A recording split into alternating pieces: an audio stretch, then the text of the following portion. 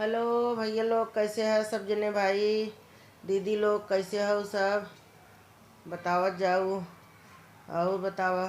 अच्छा ही बतावा बहनी, हमारे ओरी तो ऐसन बा कि जौन बा कुछ जने के पैसा बा त इतना घमंड बा, इतना घमंड बा, पूछा जिन का कुल काम पैसे से होत है।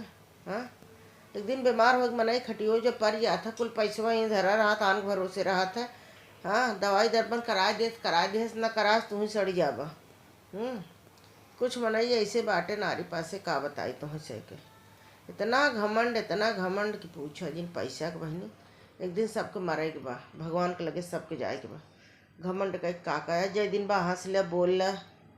हाँ, बाद में सबके कई जगह ही जाए के बा, न वहाँ के वो अमीर न के वहाँ गरीब। बात सही हो कि नहीं?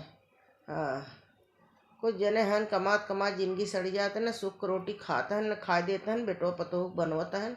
वह बेटो पतो पूछता ही नहीं हन बाद में उनका पैसों लेता हन, पूछता नहीं हन। आओ निक्का बना बाटे।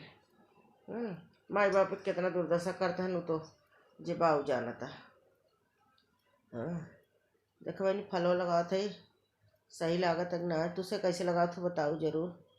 हाँ, आज थोड़ा का तबीयतियो ना ठीक बा, सर्दी भरा, लेकिन हम कब बैठी है, अगर खाली बैठी रहब ना तो दिमाग के हर हर जरूर जाए।